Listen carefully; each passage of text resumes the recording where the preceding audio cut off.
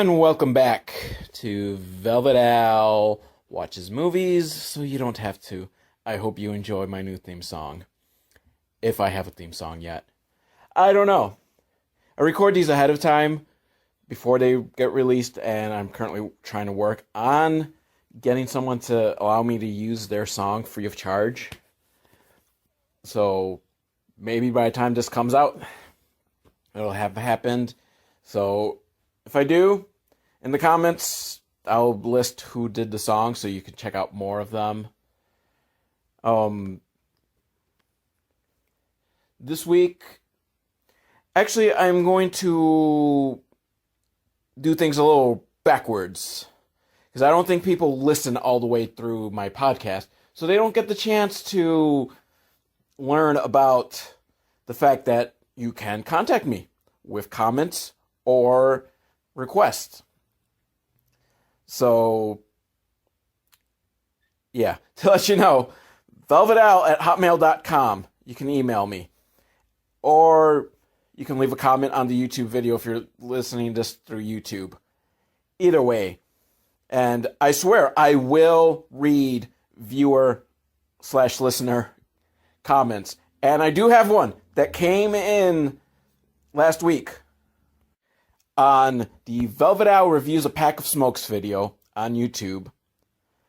So nothing to do with this podcast, but it counts. It's a comment. Micro Brutven writes, microfiber snail shells. I have no fucking idea what that means. I guess I'd probably have to rewatch that video because maybe there's something I mentioned about microfibers or snails or shells. I don't know. But you see, if you leave a comment or you email me, I will read it on the air. So, this week, we are doing Sworn to Justice, starring Cynthia Rothrock. And if, like me, you were a kid in, like, the 80s, you know Cynthia Rothrock. She did all these, like, bad, like, action films that were straight to video. They played on HBO and Cinemax all the time. Not the late-night type of Cinemax. So, as far as I know, I don't think Cynthia Rothrock has ever done nudity. It's a shame. Who knows, maybe I'll luck out with this one. Oh, yeah. But she just fucking kicks ass. She's like martial arts. She's the female Chuck Norris or Van Damme. Just never got the break to be as famous because she's a girl. But, so I decided I should do a Cynthia Rothrock film for this. Because, in addition to, like, her specifically kicking ass, the films she's in are fucking horrible. They're just the beautiful, like, B-movie action films. So, description for this one. After attackers kill her sister and nephew, a psychologist who possesses the gift of ESP becomes a defense witness by day and an avenger by night.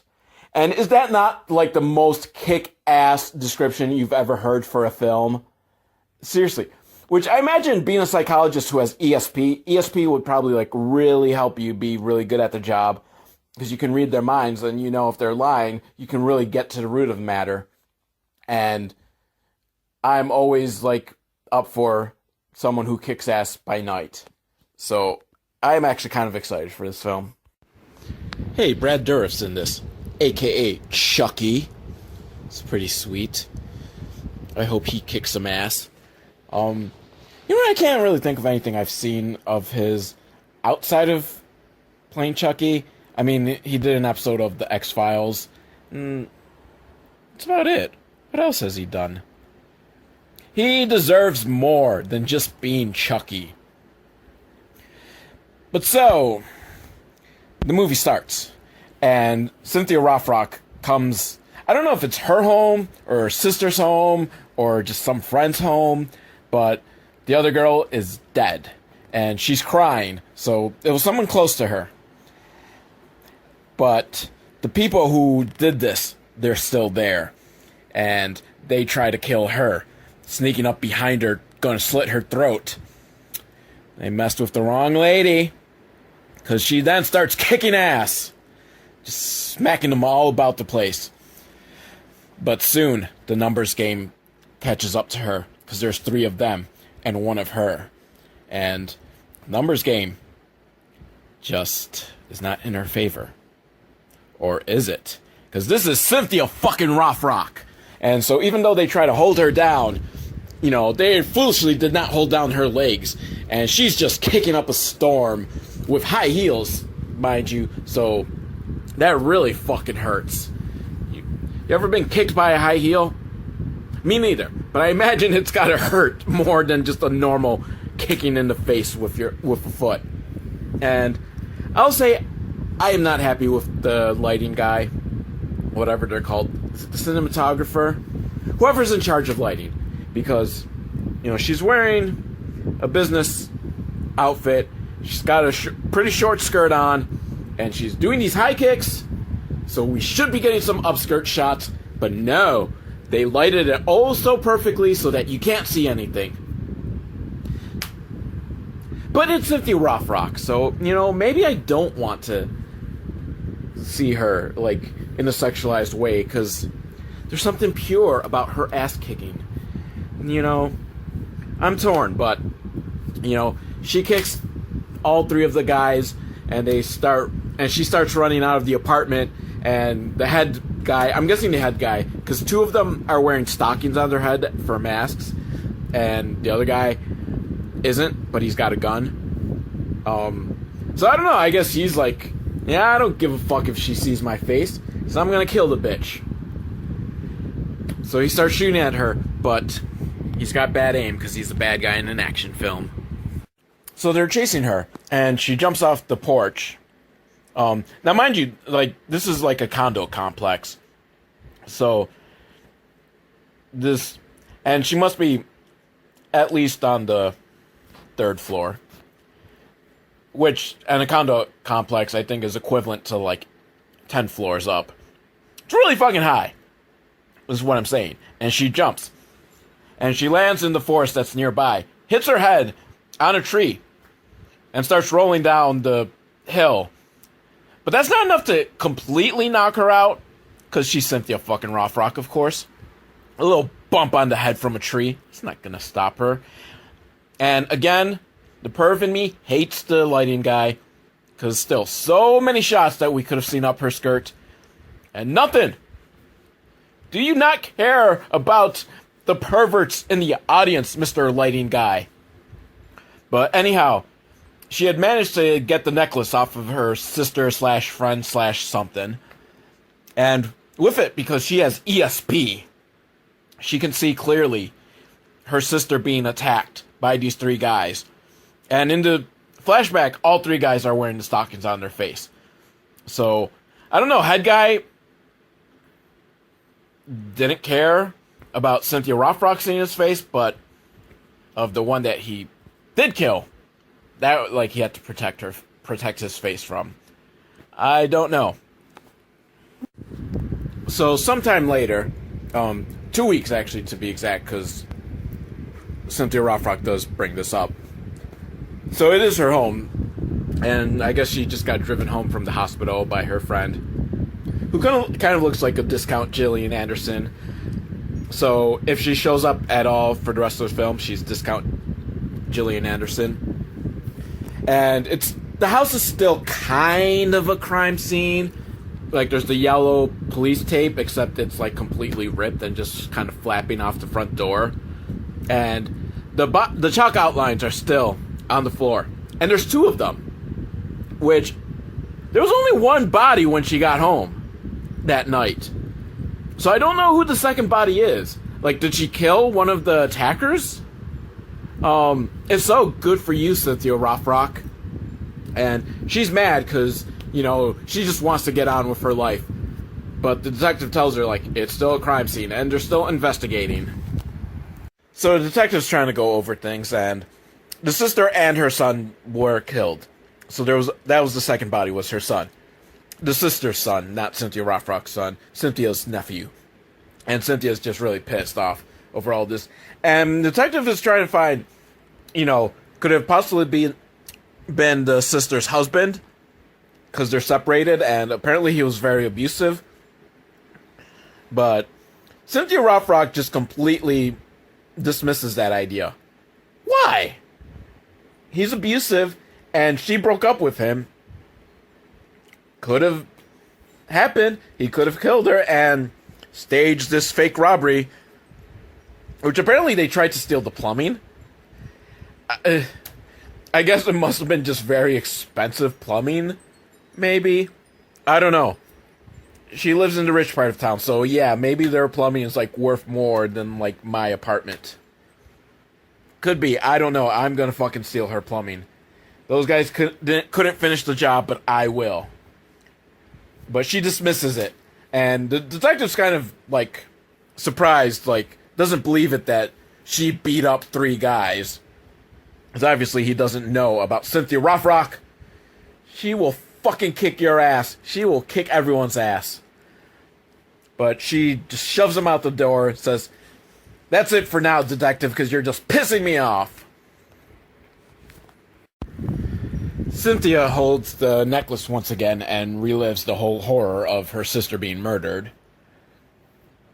Which, we're kind of spared a lot of the details, but she got slapped around a lot. So it's the next day, and she's walking to the courthouse, I believe. And the camera focuses on her legs, which I will admit are fucking amazing legs. She is fucking hot. But don't blame me, because the camera focuses on it while the music's kind of sexy that's being played. So that's what the director wanted me to think. The director wanted me to be like, Cynthia Rothrock is fucking hot. And you don't have to tell me twice, director, because I know it. And she passes by the candy stand, where a blind Asian guy gives her some sort of fake mystical advice over something. And he's got fly swatter trying to swat a fly. And this kid tries to steal some candy, but nope. Mystical Asian blind guy, he can sense it. And he hits the kid with the fly swatter. Discount Gillian Anderson really is more of a discount Laura Flynn Boyle, so we're gonna go with that. Just not as hot as the original Laura Flynn Boyle. Yeah, if this is your first time listening to my podcast, I talk about how hot the women are. Don't blame me. Blame Hollywood for instilling this in me. So Cynthia wants to get back to work. So she's asking for what jobs there are, because Cynthia's like the psychologist's witness or something. I don't know. She does something. I don't think she's quite a lawyer. But Discount Laura Flynn Boyle is like, it's too soon for you. And Cynthia's like, no, I need this. I need to get my mind off something. Meanwhile, Discount Rob Lowe walks by. He's the hunky. He's a hunk, is what I'm saying. A hunk of a lawyer. And he must be the new lawyer. And Cynthia Rothrock is, whoa! My mind can't handle you around. My lady parts are tingling. At least that's what I gathered from the kind of romantic music that plays as they see each other. So, yeah, they're gonna get it on. So, she, Discount Laura Flynn Boyle throws down some files on the table, and the one Cynthia picks is Theodore Logan, who apparently is a cop killer. And Theodore Logan, where have you gone wrong? Your father was a cop. What happened to trying to save the world and bring peace through your song? I'm guessing it's not Ted Theodore Logan, is it? No. I hope not. I would be very disappointed if Ted Theodore Logan grew up to be a cop killer. Now, Cynthia's reading over the file, and it's giving her a bad headache, so she goes to pop an Advil. Nice product placement there. But her Advil bottle is empty. And we get a weird cartoony sound effect. A boing! Or something when she tries to empty the bottle. It's like weird. It's like, wait a minute. This film has been like super serious. What's up with that cartoony sound effect? Well, it's coming. I'm going to try to get there. I'm foreshadowing something, aren't I? So she goes down to the convenience store to buy some Advil for her headache, of course, and she puts on a black hoodie, which a good thing she's a white girl, or else she might get shot. So she goes and no one's there at the counter. So she touches the hat and like, her ESP kicks in. and she sees that the store owner is being beaten up and robbed and all that. So she goes to call the cops, but one of the robbers points a gun at her and is like, "No, you're coming with me. No calling the cops." And as she walks in to the back room, bam! Not bam of a gun, bam of her, like, just cold cocking the guy. And the other robbers come and they start trying to fight her, but no, bam, pow, zam. They should have thrown, like, those, like, on-screen special effects, or sound effects, like the old Batman show. So might as well, because for some reason, and I'm really struggling to figure out why, the fight scene is set to, like, Latin salsa. Which I don't get. Because the store owner, if the store owner was Latin, then I could be like, okay, yeah, makes sense. But no, he's Asian. So I have no fucking idea why there's Latin. And like I said, there should have been, like, on-screen sound effects, because the sound effects they use are, like, so cartoony. Like, I don't know what the fuck happened. Like,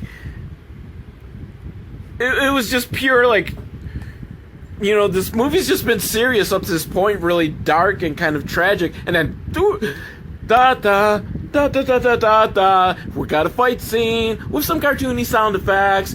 I feel like Jackie Chan probably, like, choreographed this or something, because it's like his old style of, like, comedy fight scenes.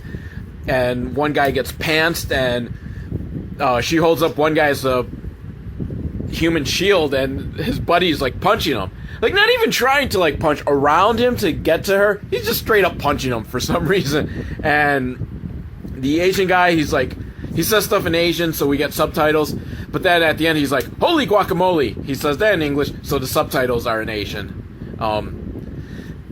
I know that sounds really racist to say in Asian, because that's incorrect, but I don't know what country he's from, so I don't want to make that assumption and be like Korean because he has a convenience store, because that would be even more fucking racist. So whatever, like, type of Asian he is, I'm gonna assume that it correlates. Who knows? She could be Korean and the subtitles were in Chinese because the filmmakers were like, who gives a fuck? It might not, none of it might be accurate. But she kicks ass and she leaves. And then one of the bad guys has his ass on top of the other bad guy and he farts. But don't worry, this isn't too much of a comedy, because now we go back and Cynthia's back with the necklace of her sister and reliving her sister's murder. But what's weird is that she's, like, seeing it from, like, an outside point of view. I would think, like, if it's ESP and, you know, it's some connection through the necklace, shouldn't she be seeing it through her sister's, like, point of view, through her sister's eye? Or even if it's through the necklace, like, it should be, like, at her sister's chest point of view? Although one of the guys did, like, rip off the necklace and throw it on the floor. But even then, like, we're not seeing it from, like, ground level. So, how is she seeing this? Like, but I don't know. I don't have ESP or even ESPN because I'm a cord cutter. But I don't have ESP, so I don't know how it really goes. Now, Cynthia goes to the psychologist to see if, you know, is she crazy seeing all these visions? So I'm guessing ESP isn't something she's been having before. So, because she goes and takes some ESP tests. And it looks like she's failing all of them. Like, just horribly, like, wrong on everything. And the head of the thing, which I'm guessing is probably Chucky. I don't know, doesn't sound like him, but I think Brad Dourif does, like, a crazy voice for Chucky, and it's not his real voice. And this guy's got a foreign voice, so maybe... I don't know, because I don't know what Brad Dourif looks like. I'm trying to remember, like, you know, okay, he was there at, like, the beginning of Child's Play, but I can't quite remember what exactly he looks like, so I don't know if the head psychologist... It just seems like a role that would be for Brad Dourif, so I don't know if it is him or not. So I'm not going to say it's him. But anyways, he tells her that, these are the lowest scores he's ever seen, which would make you think like, oh, well, then she definitely doesn't have ESP. But apparently, that means that she probably does. Because you see, the best psychics hate the idea of being known as a psychic, so they fuck their mind and close it off so that they can't access the power during these tests. So, if you fail an ESP test, you're a psychic. Of course, if you pass the ESP test, you also are a psychic. So I guess the only way to know you're not a psychic is to just kind of score average on it? I don't know. But it reminds me of like that scene in Life of Brian when they say only the true Messiah would deny the fact that he's the Messiah. So he tries to turn it around, says like, oh, well then I am the Messiah. And everyone like says, he admitted it. And it's just like, what chance do you have? You score well, you're a psychic. You score piss poor, you're a psychic. Now there's this little girl that is related to the doctor somehow. Granddaughter probably. And she doesn't speak. And Cynthia, who is a psychologist herself, I think. I don't know, I'm getting confused on what exactly people are doing, like their positions. I'm kind of basing it more on the description of the film that she's a psychologist. And she's like, I'm not sure. Could be Tourette's. Which, I don't know. Doesn't Tourette's usually, like, you're uncontrollable? And it's not necessarily, like, speech. Like, it could be tics, but, like, I don't know. Is someone that's withdrawn, is that a possibility that it could be Tourette's? I don't know. She also says it could be schizophrenia. Again, I'm not too familiar with schizophrenia, so it's possible. Or it could be Asperger's. No, I did not mispronounce it. For once, it's not me mispronouncing it. That's how they pronounced it. That's how Cynthia pronounced it. And I guess the director didn't go, cut! It's pronounced Asperger's. Or maybe the director didn't know. He just saw it in the screenplay, like, Asperger's? Sure. I don't know what it is, but we'll go with it. Fucking directors. But then Cynthia grabs the little girl's coat, and her ESP kicks in again. And she's seeing the little girl is, like, in a corner, and something's very scary and frightening her. So she could figure out what it is. But then Discount Rob Lowe comes by, and he's got an appointment with the doctor for something, because I guess he's crazy. And now that I hear his voice, I think this might be Chucky. I think that might be him. And he is much more of a stud. He is much more of a good-looking guy than I was expecting the voice of Chucky to be. So Cynthia decides she's gonna tap into her ESP. So I guess she's just decided to give in and decide, okay, she has it. No matter what the test says, because she's such a good psychic, she failed the test. Subconsciously. Yeah, that's what happens. If you're in class, if you're taking some sort of class, I say you go to the teacher and tell them when you fail your exam, it's because you're so good, subconsciously, your mind wanted to fail so that no one would know how smart you were. So, but she kicks in, she activates it, her ESP kicks in, and she can see the guy that attacked her sister. Not sure how. Like, she can follow him where he is right now. Like, it's not even now reliving the past and reliving what her sister went through. Now it's like, okay, I know where the guy is. And so she goes. And he's about to rape a girl, so she jumps out and kicks his ass. And then he runs off and she's following him. And goddamn, she has got some fucking good ESP. And luckily he was still there when she... I don't know if she drove there or ran there, and she's wearing like a hoodie, because I guess that's her Avenging by Night outfit. The bad guy runs into his apartment complex, and, it's not as nice as Cynthia's, obviously, because he's not a rich ESP psychologist. He's just a low-level thug. But it's somewhat nicer because there's a night, or not nicer than her apartment, but nicer than your average apartment complex because there's a night watchman.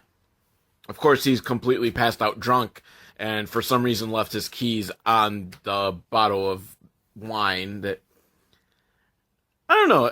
I think it's weird when alcoholics are like a wine thing.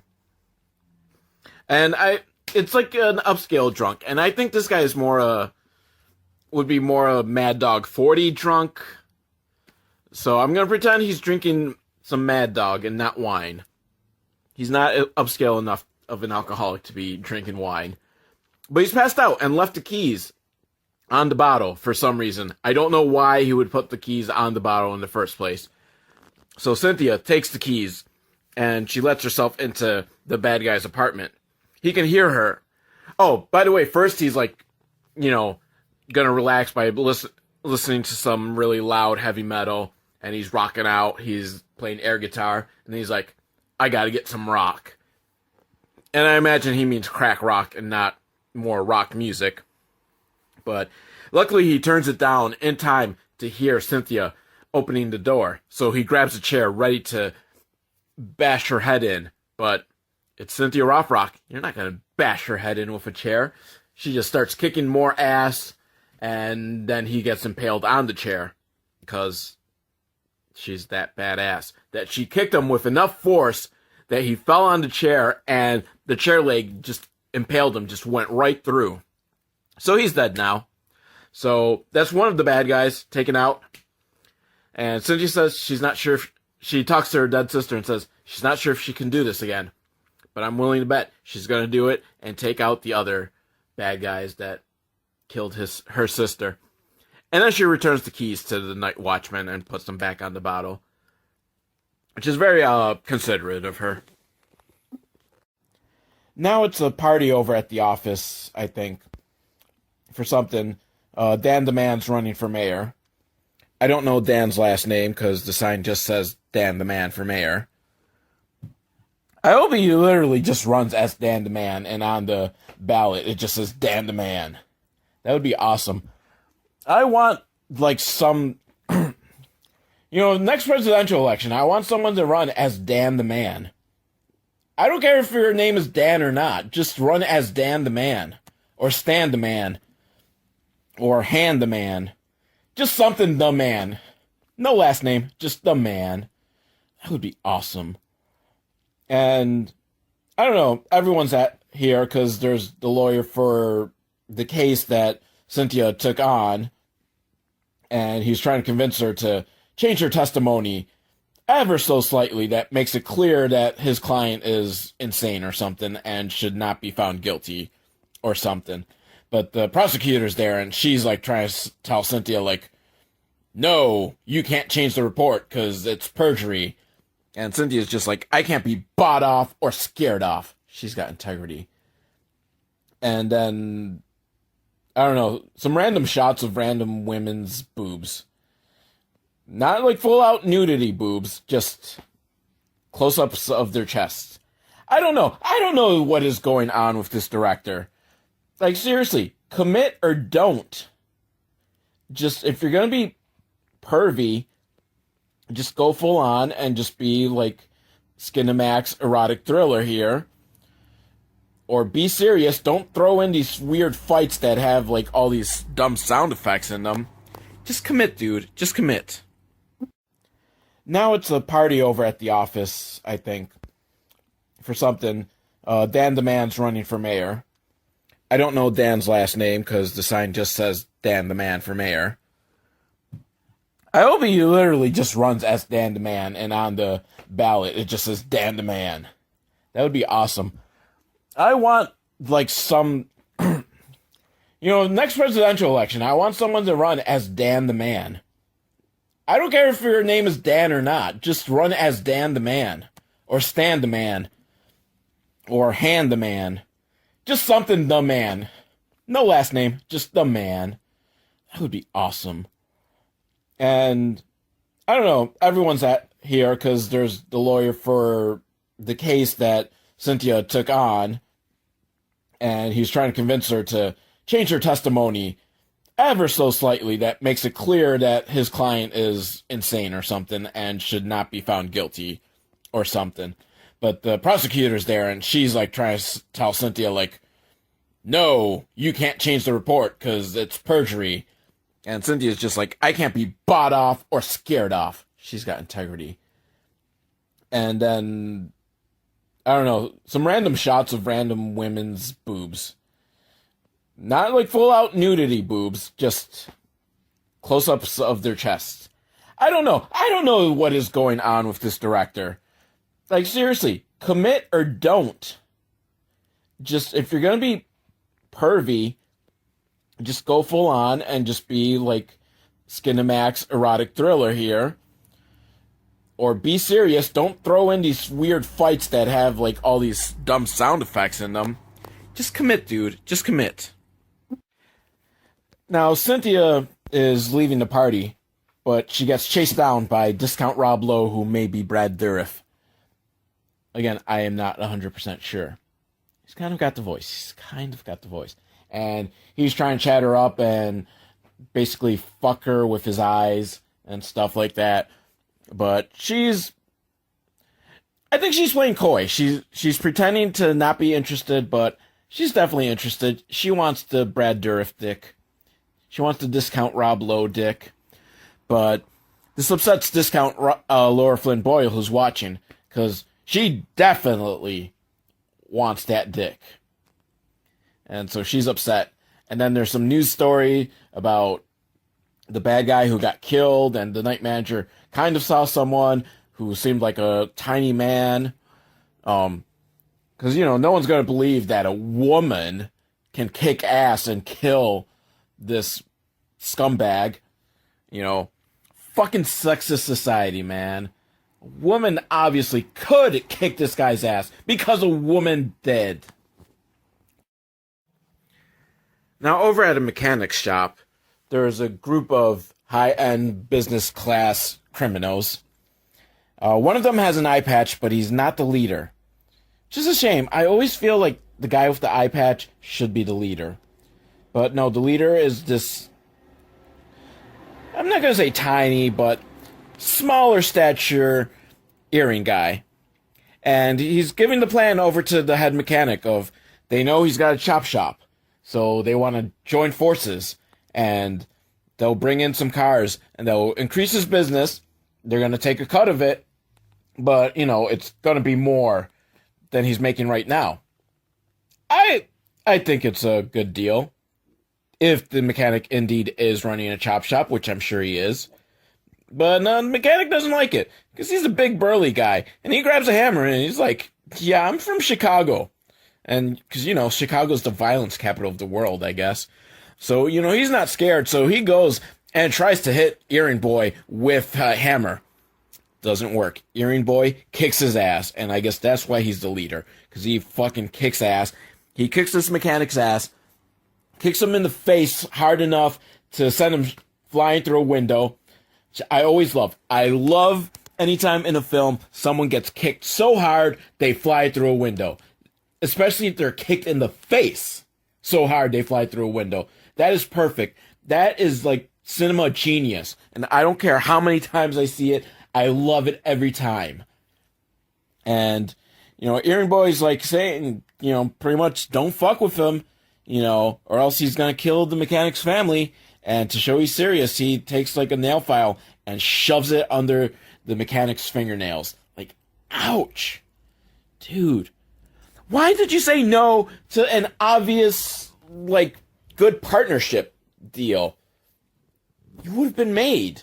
Maybe not made, but it was a good deal. You should have taken it. Now, Cynthia's over at Discount Rob Lowe's house. And she's got on a, short, goddamn short skirt. Her outfit would make Ally McBeal think, wow, that's too immodest. For any Ally McBeal fans out there, my God, those skirts she wore. I never actually watched Ally McBeal, but I remember that was the big thing. She wore really short skirts. And then there was the dancing baby. Well, anyway, Cynthia just has this fucking short skirt, and she's apologizing for spilling wine on Discount Rob Lowe's pants. So I feel like we missed something. Like, it just kind of jumped to they had a date, I guess? We missed the date where she spills wine on his pants? Just what the hell? And he's got all this oriental, like, decorations around his house, including this mask. You know, like, what are those? Fuck, I can't think of what they're called. The Japanese demons? Those masks? You know, they got, like, the red face and kind of, like, the devil horns. Fuck, I wish I could remember what they're called. But he's got one, but it's got, like, this fucking huge elongated nose. Like, it's just completely phallic, this thing. Like, it's just this huge nose that's basically just a huge dick. And I think it's just to kind of get into Cynthia Rothrock's mind. Not her particularly, actually, just I think any woman he brings home, just to get into their mind, to think about dick. Just think like, oh my god, that is a big dick. I want your big dick. I know the way these guys work. He's Discount Rob Lowe, after all. Does that mean he gets discount underage girls? I'm not touching that one with a fucking phallic red nose demon mask. Haha, that was just so hard and labored. Hard and what the fuck? It meant that was like so horrible. But now I got phallic shit on my mind, thinking it's hard. And then he puts on his moves, just fucking machinate moves. Well, not really moves, he just kind of turns on a fireplace, automatic. It's like one of those automatic fireplaces, and some salsa jazz type Latin jazz music, some real sexy music starts playing.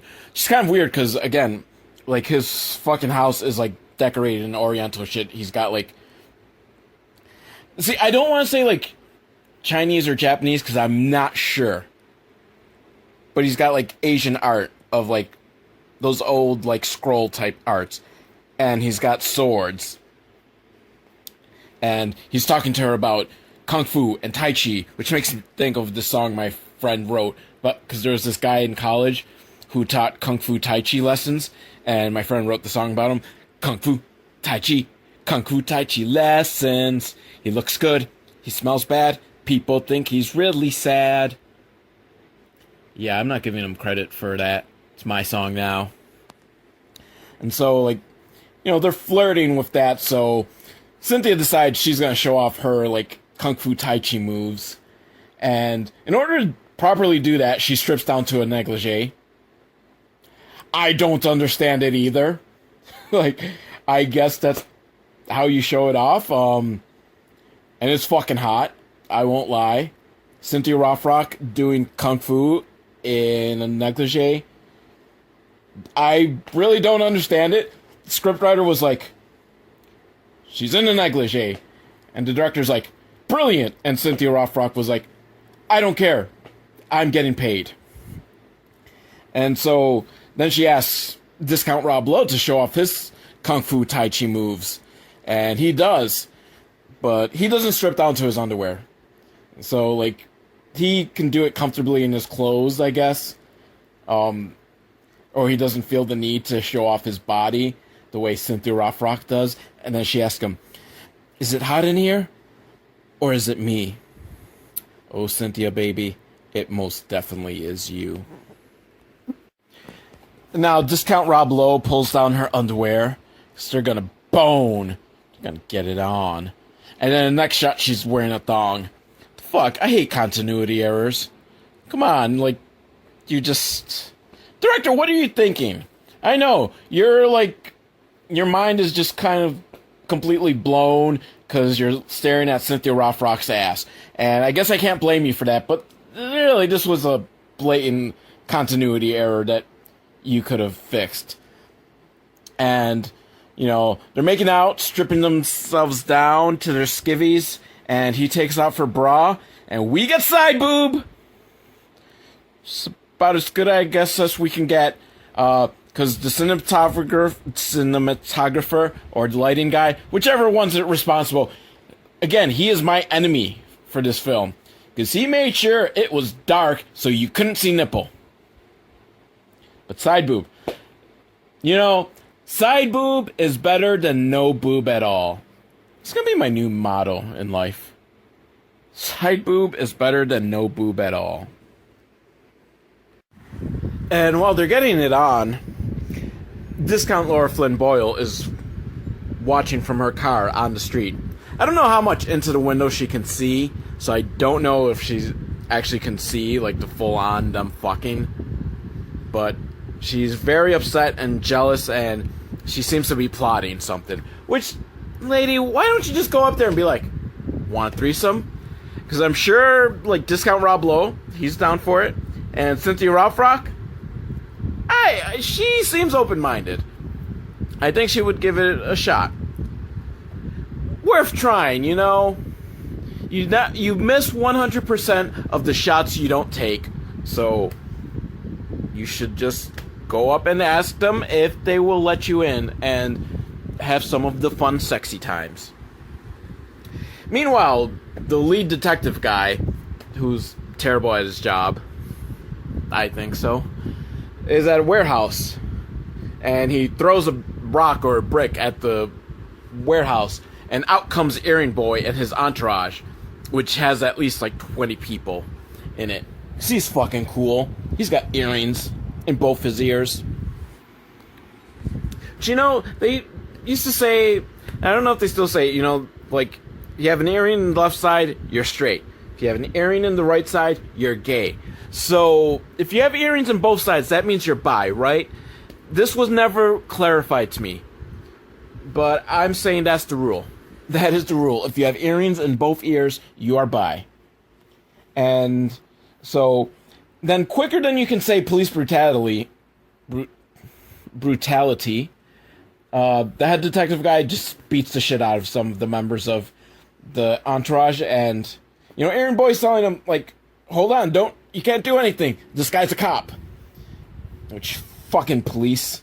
And detective, he takes Earring Boy out behind the dumpster and just beats the shit out of him while the entourage can do nothing but look on, because, again, this guy is a police officer, fucking abusing his power, and like that, I'm suddenly on the side of Earring Boy. He may be scum, he may be criminal, he may be, you know, abusing his power to threaten mechanics. But again, in fairness, in his defense, it was a very good deal he was offering the mechanic. And the mechanic tried to bash his brains out with a hammer. So that qualifies as self-defense. In my book, that is self-fucking-defense. And now he's getting beat up by crooked cops. And I don't know if he's a crooked cop, but he is a fucking, like, police brutality. I just can't say that word, can I? Point is, fuck you, coppers. ACAB. All cops are bastards.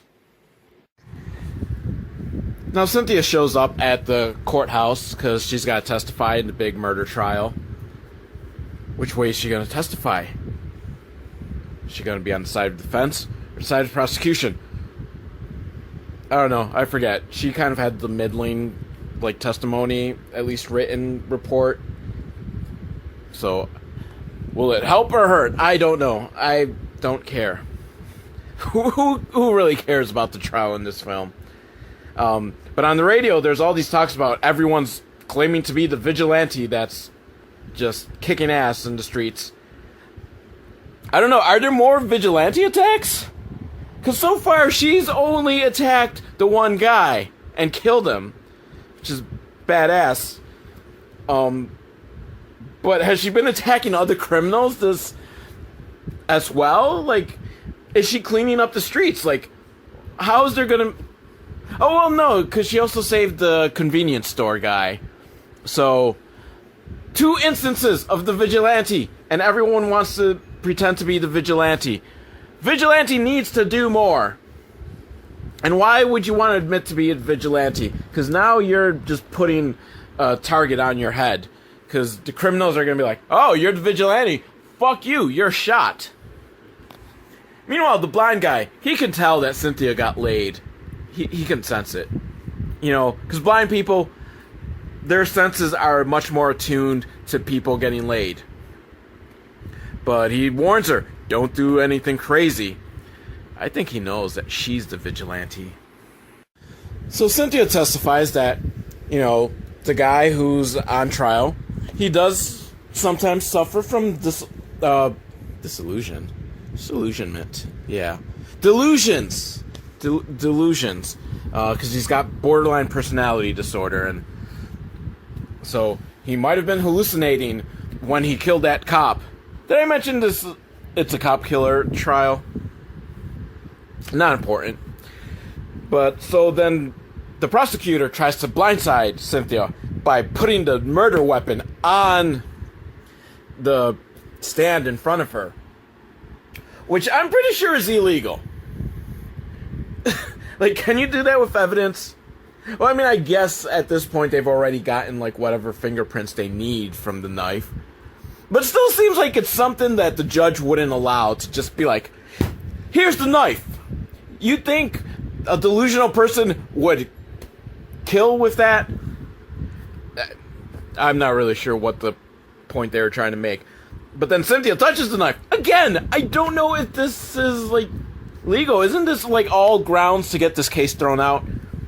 But she grabs the knife, which means she can now see through the eyes of the guy, and he didn't see the cop because the cop was coming, but instead in his mind it was his abusive father, and that's why he killed the guy. That's why he killed the cop. He didn't realize it was a cop. He was trying to kill his abusive father. And I don't know. I don't think ESP testimony is allowed. I don't think that's credible evidence. So that's probably going to get thrown out. I saw it because of my ESP. But, of course, since this has changed from what she had written, her written report, the prosecutor thinks she sold out, and, the tampering from the defense lawyer from earlier, he got to her, he paid her off. But no, it's just Cynthia can see with her ESP. But again, I think that's inadmissible evidence. Now, Cynthia asks for some time alone with the defendant in, one of the courtroom back rooms that they do whatever they do. Not really sure why they allow her to just kind of have this time alone with the defendant. I feel, again, this is probably not proper court proceedings, but I am not a lawyer. So, but, the defendant's allowed to meet with the psychologist for reasons, I guess. And the defendant is definitely Brad Dourif. This is Chucky. Because his voice comes out, and that is definitely him. It is definitely him. And he's older. He is not Discount Rob Lowe. So I'm glad we got that cleared up. And apparently he was one of the guys that killed Cynthia's sister. I don't know how she came to this. Did she see his face? No, because the one guy that, his face that she saw that didn't have a mask on at the time was the guy she killed already. And I don't know, I don't remember at any point seeing, she had the flashback, oh my god, he killed my sister. Maybe that was part of, the mixed flashback when she saw that he killed the cop, thinking it was a hallucination. But somehow she figured it out, and she starts, shaking him and threatening to kick his ass. And he's, telling, that they didn't mean to kill the little kid, and this goes beyond him, and there's a big crime syndicate, and there's, the head honcho, and he doesn't know who it is, but it's bigger than all of them. And then the prosecutor comes in and kicks Cynthia out, because she's not supposed to be there. So, someone realized, hey, she's not supposed to be there. They're breaking the law.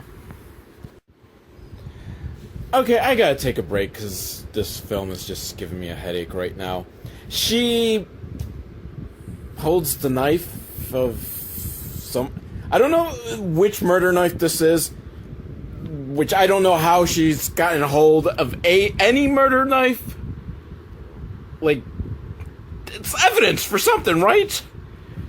And she can see the guys in the criminal syndicate getting ready to attack her sister's house, and Chucky's there, but he looks a lot younger now.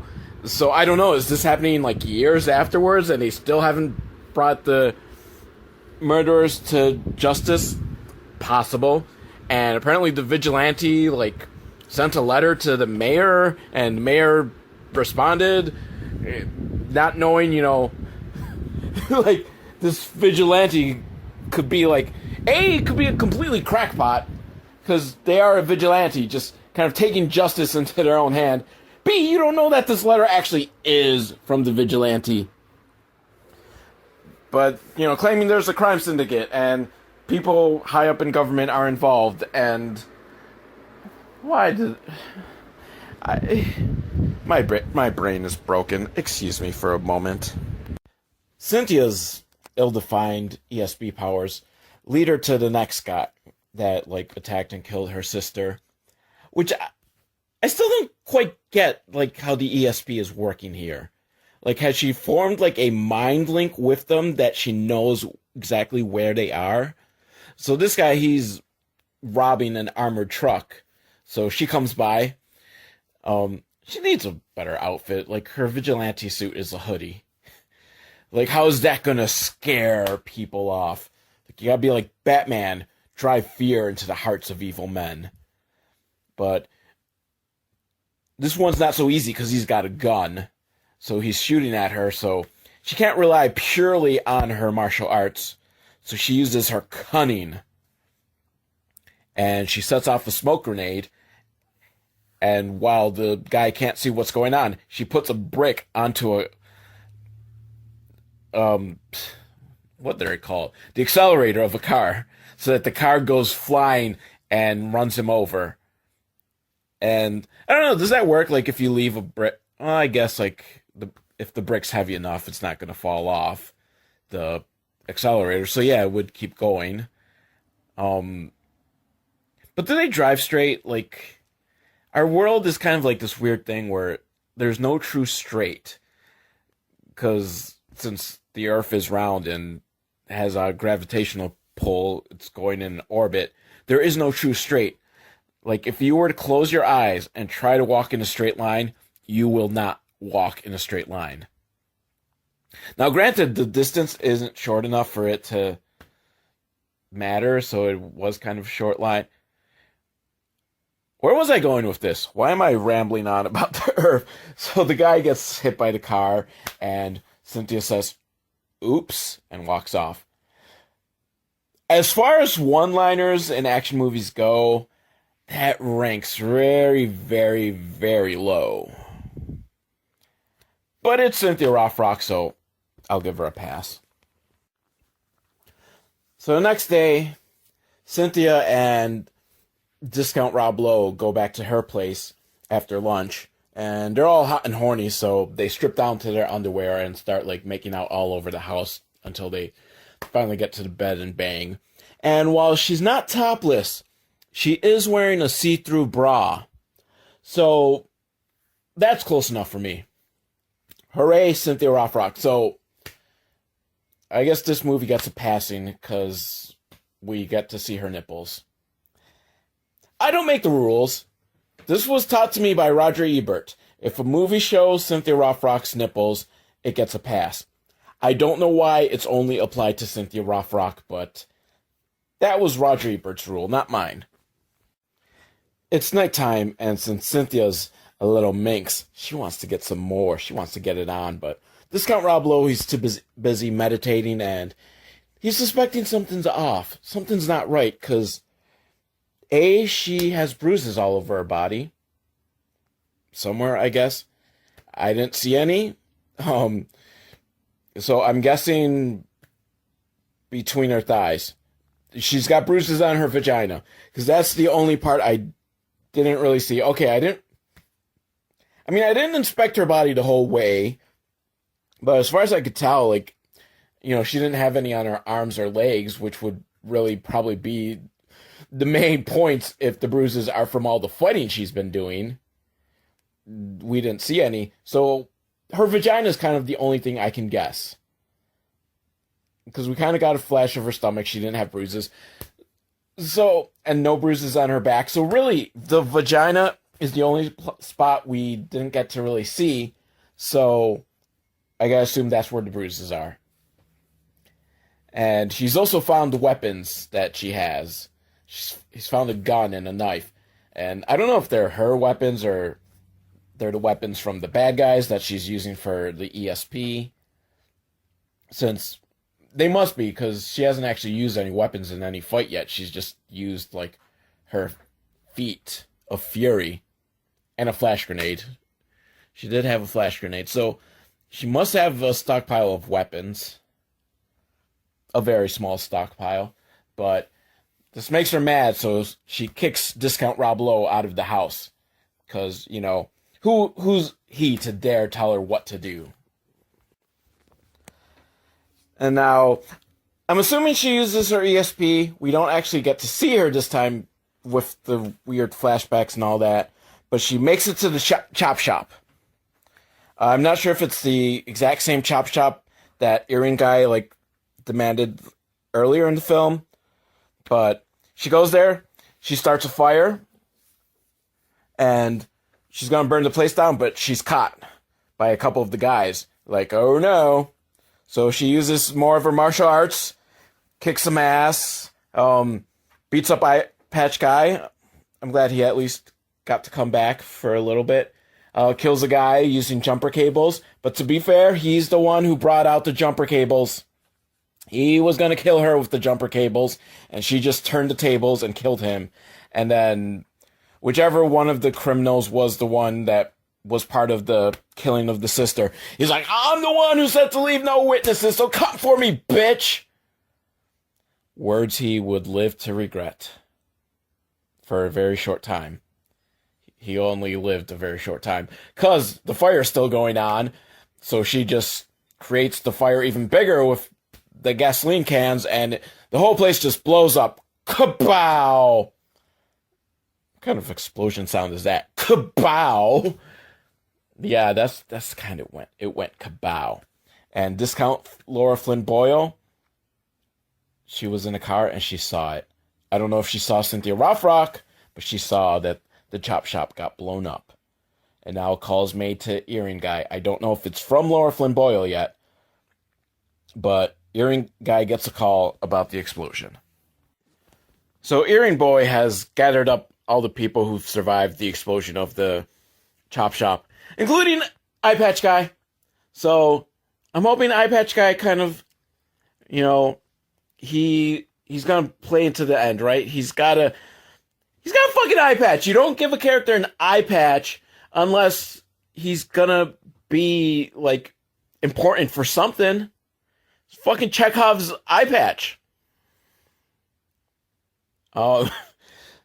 So he's yelling at them, but he says, it's okay, because he got a call from the mayor. So I guess it was the mayor on the phone, not Discount Laura Flynn Boyle. Unless she is the mayor. I don't know. I'm pretty sure you know what? I've never actually, no, because if she was the mayor, she wouldn't have gone to that party for Dan the Man for mayor. So since the mayor's crooked, I hope Dan the Man wins this election. Let's not forget Dan the Man. He's going to clean up the city.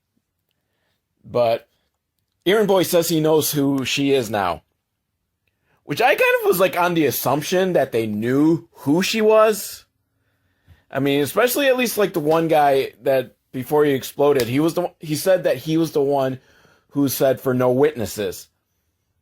So unless he's just assuming, there's been 50 robberies we've done the past couple of months, and I've called no witnesses for all of them. So whoever you are, for whichever robbery, yeah, I'm the one at fault. I don't know. I was under the assumption, But of course, if they knew who she was, like, they could have actually done something and tried to get to her before now.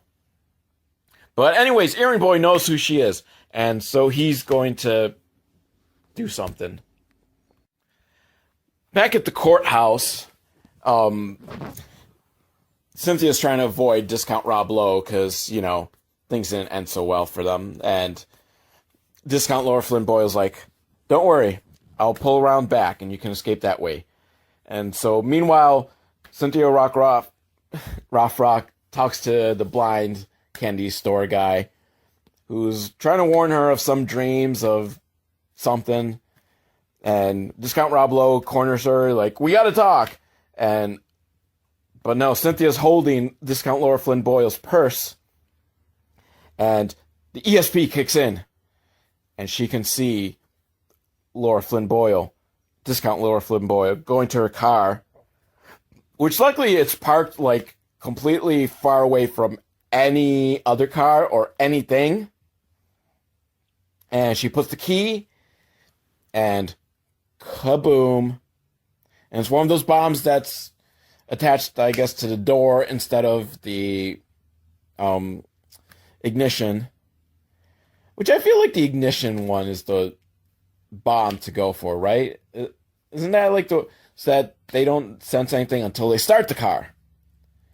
But, I mean, I guess it's still as effective, the door one, because she dies. But before she can die, Cynthia has rushed to her side, and deathbed confession time from Discount Laura Flynn Boyle.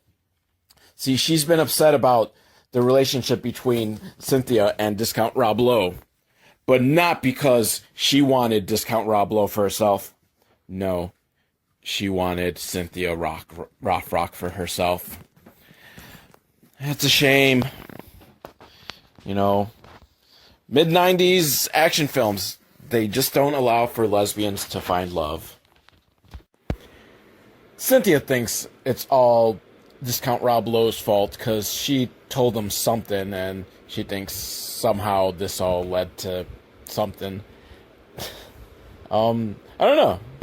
I'm trying to remember what she possibly told him in between like sessions of banging that could have possibly led to, I don't know. I mean, does she know that this is like connected to the people she's tracking down?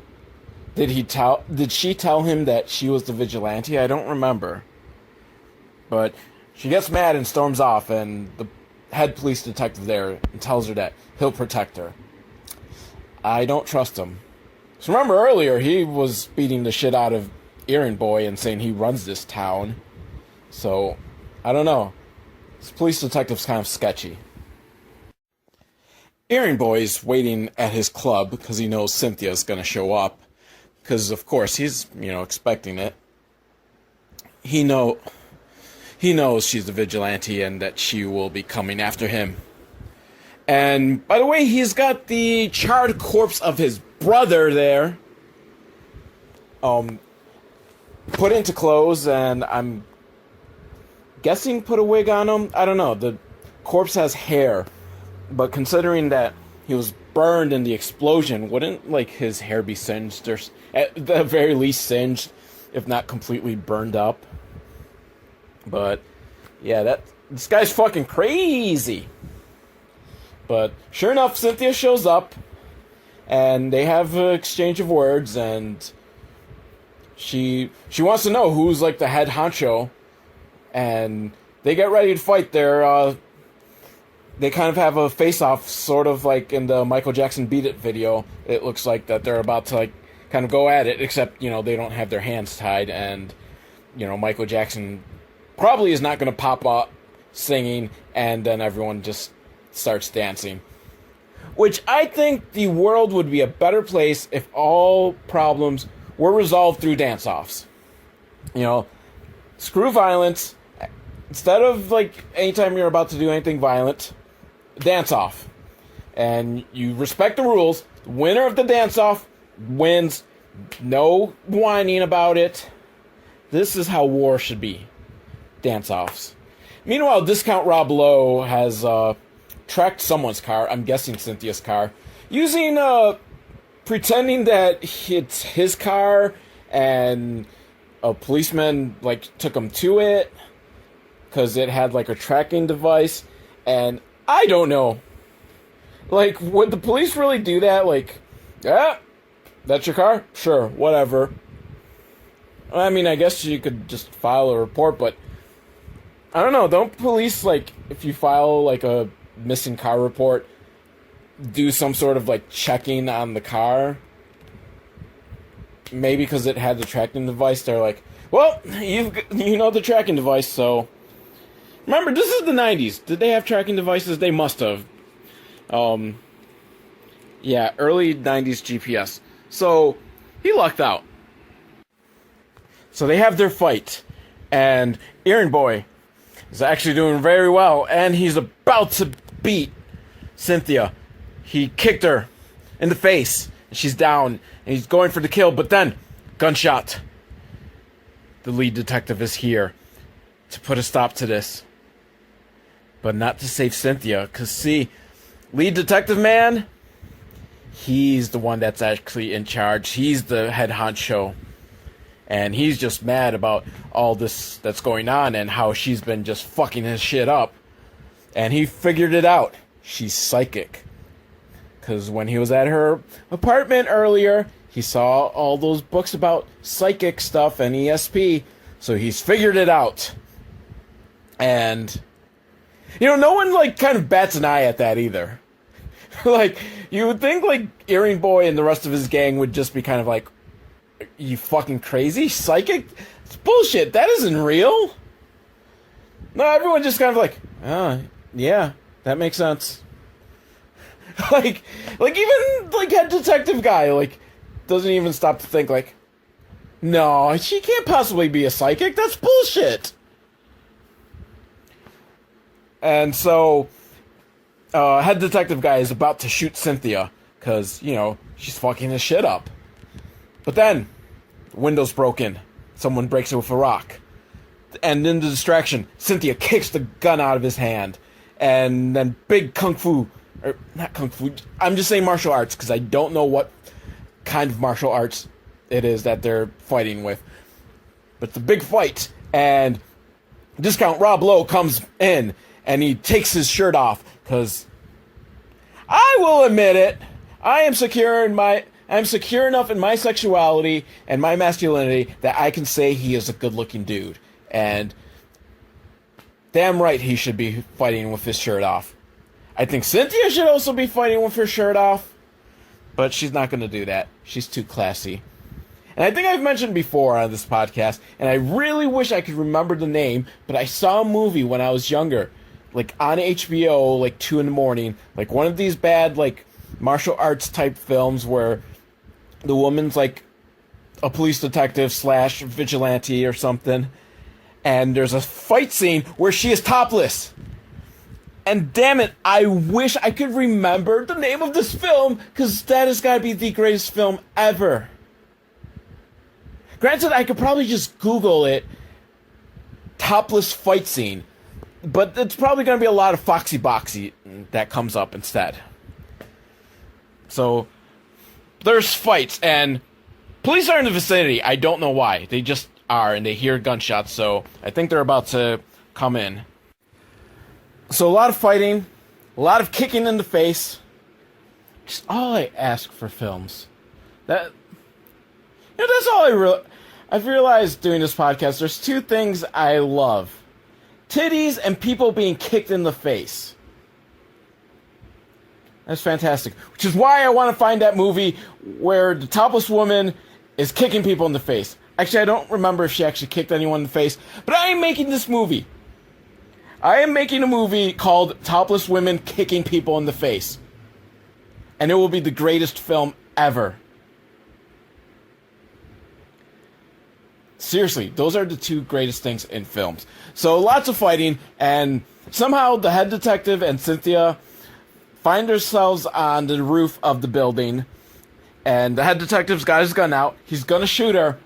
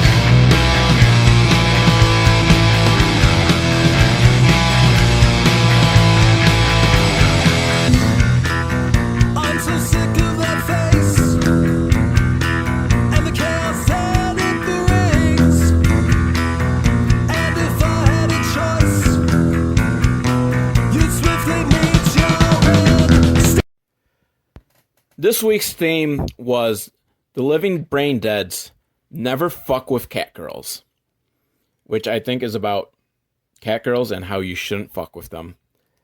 As usual, I did not seek permission beforehand, but I think they're cool with it. I think they'll be cool with it. I am friends with the guitar player. I once went over to his house for a Halloween party. So we're good. We're both wrestling fans. But Living Brain Dead, check them out.